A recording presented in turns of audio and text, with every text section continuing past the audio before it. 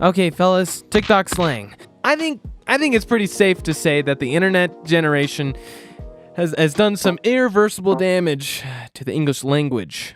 Global warming is totally not nervously puffing in the corner right now, wondering what shall we do with all that skibbity rizz. Today, I decided to compare slang used on TikTok with slang used in like the 1800s. It's a long time ago, whatever. Cap versus cook. Both cap and cook mean to lie. But let's be real. If I'm strolling with my bro and he says, "I made out with this hot chick yesterday," I'm gonna say, "Nah, man, you're capping 9 times out of 10. Saying, "Nah, man, you're cooking," just doesn't cut it. Unless he met her, of course, at meth class. Shout out Walter White. So yeah, no cap. The winner is cap. Cardio versus constitutional. Yeah, okay. If you ever talk to one of the gym bros, I think you would know working on your heart rate is like the holy grail. You can't skip it, just like leg day.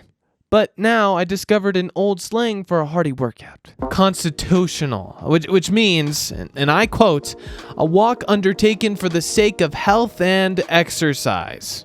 So imagine me and my homie casually going, "Yo, bro, I'm gonna go on a constitutional, It kind of sounds like I'm about to stroll through a royal garden. Instead of jogging on a treadmill, I'm next to that guy who, is way too into cardio. Constitutional is always a win, and everyone should use it. Next up, big dick energy versus gab. Now, gab could have been a strong contender if it weren't already a name and gave its own major SDE vibe. Beta versus straw. So beta is an insecure, passive little wimp, apparently. Pretty much you and me, when we're not feeling that BDE, which is 99% of the time. And straw is, well, a worthless straw, which is kind of strong, but make you feel like the last pick in dodgeball. Shout out 7th grade. It's a tie. Accountant versus occupant. TikTokers, those smart little cookies, came up with the word accountant as code for sex workers or OF creators. Well, back in the day, they had a code word. The occupant, almost the same. It's just, they had a couple more, and I'll read them off to you. Cat, crack, common jack, barrack, hack, or simply hack, dasher, pug, shake, doxy, molly, wagtail, flashtail, simply tail, soiled dove, ladybird, lone dove, fancy piece, gleaner, fen, carrion, game, droy maker, fad cattle, and hay market where? Men really had extra time back in the day. A win for the 1800s, based on their sheer creativity. Now to cringe. The feeling you had when I was reading through the list just now?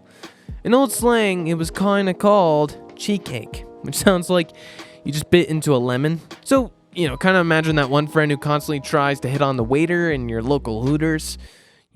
How do you feel? Cringy or cheek achy?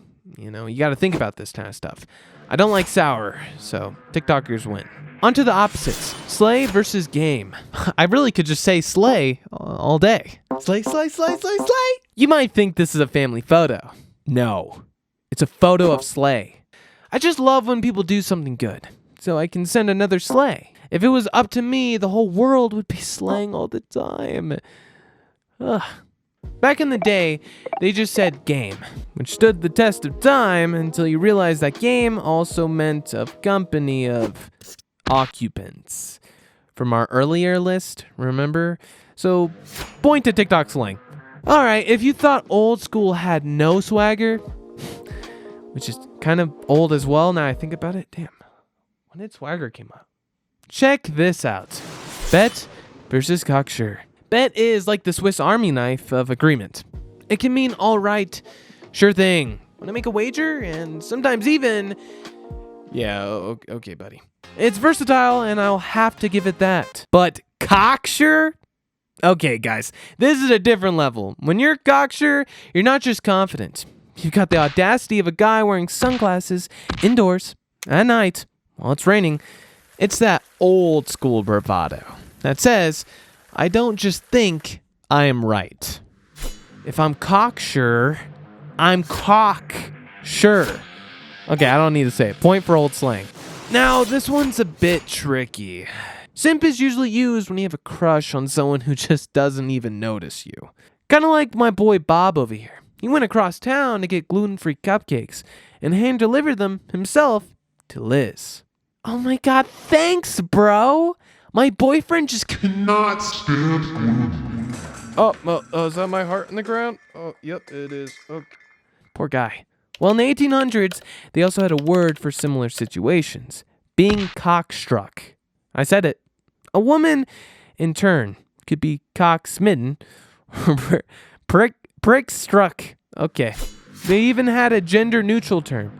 You see, win for the 1800s. I'm not gonna lie, I like this one a real ton, okay? Non-playable character versus Cabbage Head. NPC doesn't sound that offensive, but it definitely is. It's kind of like that guy at school who shows up, smiles politely, maybe laughs at the right moments, but doesn't really add anything to the conversation. If life was a video game, he'd definitely be that shopkeeper who says, "Nice weather we're having. Can I give you a quest?" In the 1800s, the same character would have been called Cabbage Head, adding about as much flavor to the conversation as, well, boiled cabbage. Still cool, just doesn't punch as NPC does. Monday. Monday is old slang, you know? And I bet, or rather, I'm cocksure, you'll never guess it's contemporary. Extra. It's when something is intense or awful. Old folks have found the best way to describe it, and somehow we kind of lost it. If there's anything more intense than the 7 a.m. on a Monday, then I don't want to hear it. Point to the old times.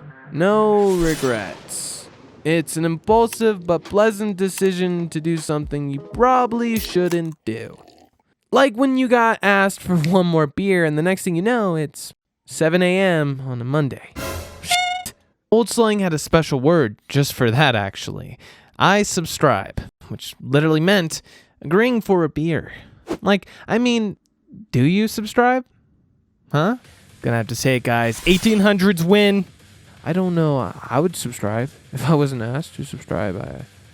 I would definitely do it. If I was asked, I'd definitely do it in a heartbeat or something like that.